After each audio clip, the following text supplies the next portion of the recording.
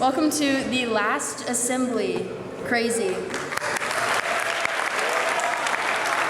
Okay, today we have quite the lineup. We have a stellar array of seniors. And first up, we have the multi-talented, incredibly smart and kind-hearted, and one of the most dedicated workers I have ever met, my friend Claire Holtzclaw. Hi everyone. As many of you know, I had major jaw surgery this year and was at home with my mouth wired shut for weeks. It gave me time to reflect. Of course, most of the time I was reflecting on how hungry I was and dreaming of my first meal, but I'll be honest, I also spent a lot of time feeling sorry for myself. And all this self-pity made me think of another time that I was hospitalized when I was younger. It's all a little blurry to me, but the one image that I remember most from that time was this stenciled yellow monkey that was painted on the ceiling tile above my bed in the children's ward. The yellow monkey clung to a green vine with the words "Hang in there" sloppily painted beneath him. He smiled at me above my bed, and his slogan became my daily mantra. Approximately 0.016% of patients become septic after routine colonoscopies, and several years ago, I was one of those lucky few. For weeks, I found myself in a hospital bed, staring at the monkey, contemplating his message. What am I hanging in there for? And hang in where? Where is the there? While the monkey didn't offer any solutions, his image helped me stay positive during those days. And as cliche as his words of encouragement were, I remember them years later when faced with a difficult situation. Imagining his joyful face while I told myself, "Hang in there, Claire." However, I never thought about how or why he was so comforting until years later when I met my new neighbors. My family recently moved from my childhood home into a condo. Many aspects of the move required an open mind, but the most unexpected was that all of my new neighbors were over the age of 70.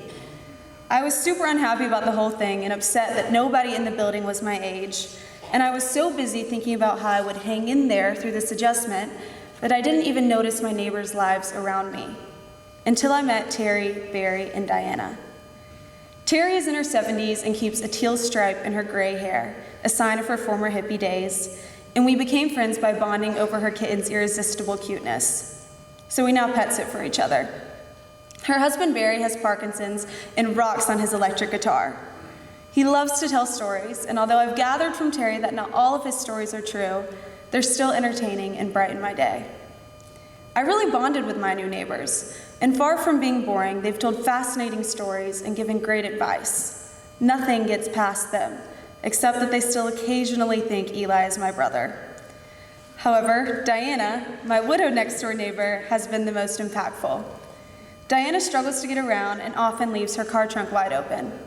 Before long, I started closing her trunk and grabbing her packages on my way up, giving me the opportunity to get to know her better.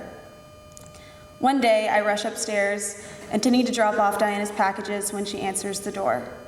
Her burgundy hair is matted down yet sticking up, and her face is streaked with tears. I ask, "Miss Diana, are you okay?" And she responds with, "My granddaughter committed suicide last night." I freeze, awkwardly. I don't know how I should handle this. It at first seems overly personal, way more than I bargained for with my simple question. My instinct is to hug her, but Miss Diana is definitely not a hugger. So I stand there and listen until she says, "Thank you." I don't know what I could have done to earn her gratitude until she adds, "I've just really needed to share that with someone." Still feeling inadequate, I quietly reply, "You're welcome." As I leave, I realize that my new neighbors have hung in there through a lot. Deaths of loved ones, divorce, disease, and even war. It makes braces, exams, and college essays seem trivial.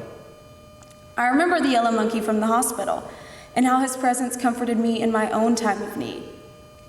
I realized that while I have always pictured myself as the one who needs to hang in there, I can actually be the monkey, the cheery face of encouragement to my elderly neighbors.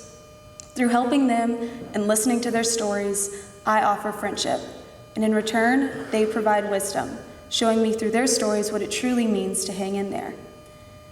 Nobody is perfect, and we will all have moments when we need to remind ourselves to just hang in there. But I want to encourage you to focus less on your own struggles and focus more on helping others get through theirs. This is a challenge for me every day, trying to pull away from my own inconsequential and trivial teenage girl issues to focus on those around me.